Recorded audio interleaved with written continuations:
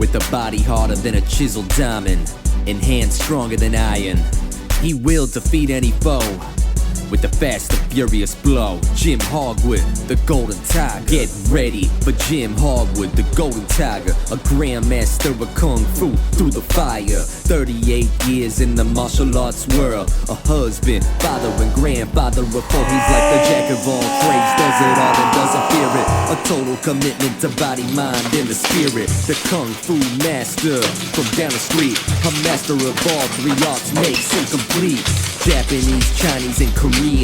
So any way that you test them, get ready for a beating. Moving faster than a lightning strike, dash and strike into angles. Get ready for the fight, jumping higher than the eagles can soar. Attacking from above, so you better get ready for a war. With the knowledge span greater than a genius and wisdom even wider. Get ready because here comes the Golden Tiger.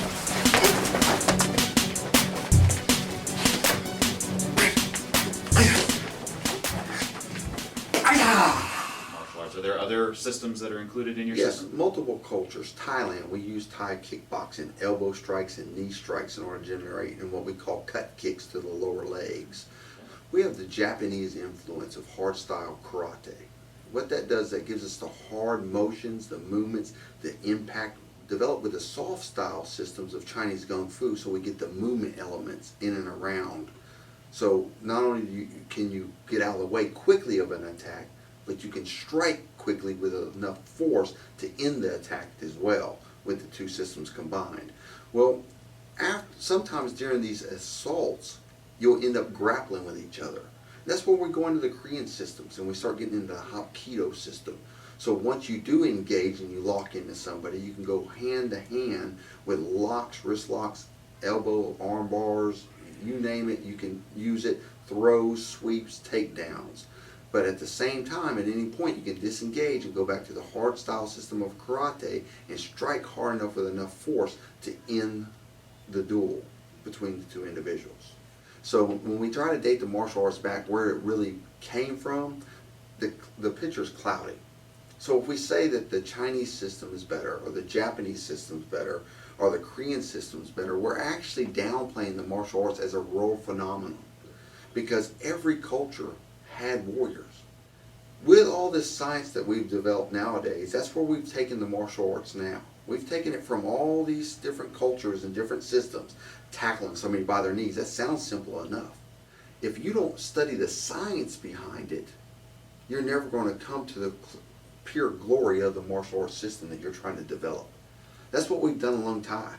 We don't disclude anybody's martial arts. If somebody comes to me off the street and he tells me, hey, we've been working on this new technique, well, where'd you learn from? Well, we seen this homeless guy do it against this other guy, and it seemed like it worked for him. It worked? Really? We'll put the science behind it and see if it's actually a legitimate technique. If it is, we'll adapt it. Well, for years we've taught the martial arts, especially with the Japanese systems. Straight line, straight line, straight line. And there's nothing wrong with that, because as I said earlier, it teaches the power of those punches, the develop of the alignment of the body. It is the quickest way between 2 points. Unfortunately, it's also my opponent's quickest way between 2 points. So I am betting that I'm faster than they are. And I know there's faster people than me out there. And I don't know if the person I'm fixing to get in a confrontation with is that other person that's faster. So because of that, I have to fight more like we do nowadays. We flank our opponents. We don't walk straight in on them. We don't go through the front door. The ninja never attacked straight on. He attacked from the rear. What do our Navy SEALs do nowadays? Do they go in and announce that they're coming in? When we send the best in the world, they're basically modern day ninjas, just equipped with science and technology. So where we have to take the martial arts from here until the end of time is with science and technology. We've got to go away from that old method of, no, let's do it this way because my grandmaster said to do it this way, and his grandmaster said to do it this way. If that was the case, we'd still be fighting wars looking straight down the barrel of another gun. Something happened close to 25, 30 years ago. You went from training in martial arts a lot to a career. And that career has highly influenced your perspective on the martial arts and how you teach it. Can you tell us a little bit about that career change for you and how that has helped you develop the martial arts? Yes. We're talking about law enforcement, correct? Yes, sir. Yes, 25 years, retired. Thank you. Congratulations. I enjoyed my career as a law enforcement officer. I was kickboxing. I was very good at kickboxing. Loved to fight. Loved to get in the ring. That was my life. The only thing I could think of that I could use the martial arts in was being a police officer. They get fights all the time. I'm a great fighter. I'm gonna go be a police officer and be the best police officer on the planet, hands down. I get there and they start telling me, no, you can't kick somebody in the knees. No, you can't chop them in the throat. You can't poke their eyes out. No, you can't break their arms. All of a sudden I'm looking at my martial arts going, well, what can I do? Well, they were trying to do all those things to me, but I wasn't allowed to do any of those to them. So at that point in time, I met a gentleman, Ed McIntyre. Ed McIntyre started teaching me what I know as combat Hapkido. He started teaching me the basic fundamentals of wrist locks, joint locks on the shoulder, on the elbows, takedown techniques, and how to handcuff somebody efficiently and quickly.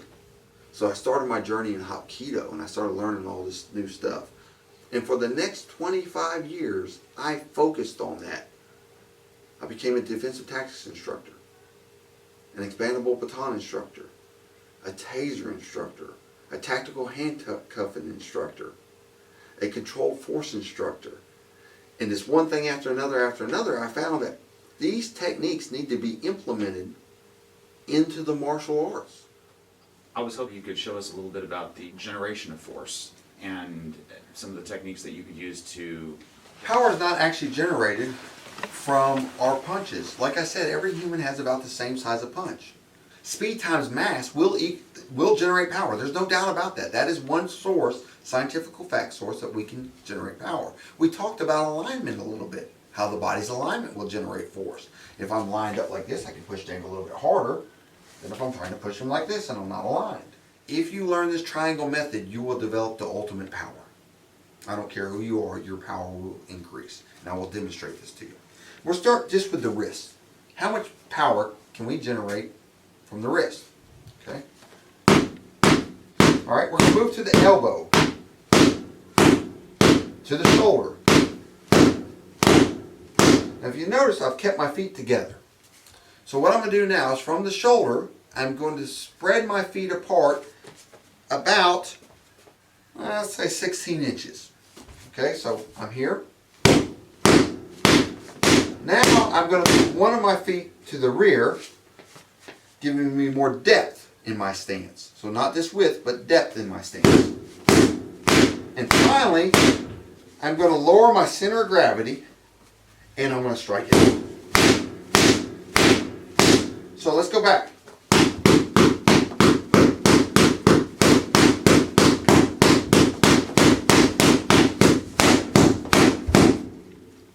The lower my center of gravity, the more force I can generate. We talked earlier about if you got in a fight with somebody, about their hands being faster than your hands. So what we're going to do now is I'm going to demonstrate to you just how fast my hands are. And I want you to realize as I demonstrate just how fast my hands are, I want you to think that the next person you get in an altercation with could be me, and you just didn't know it. Somebody that's got 40 years of martial arts training experience and spent their whole life making their hands as fast as they humanly can make them. So Dave's going to pull the weapon on me, and he's going to point it at my head, and I'm going to do a technique, and let's just see how fast something could go wrong, and they had this kind of training. Okay.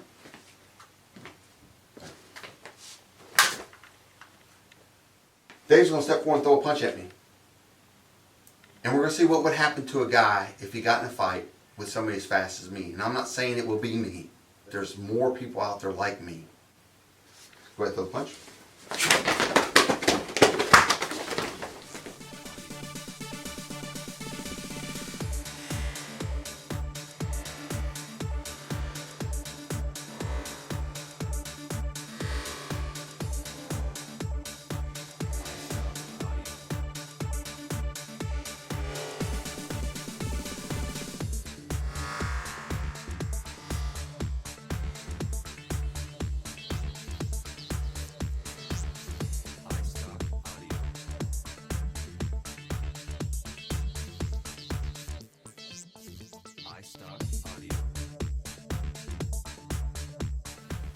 John, if I can get you to come up here for just a second.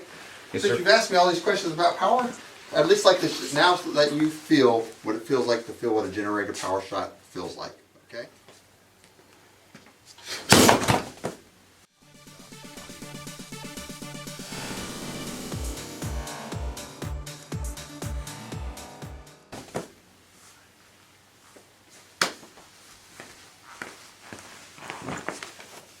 Any more questions about power or anything, John?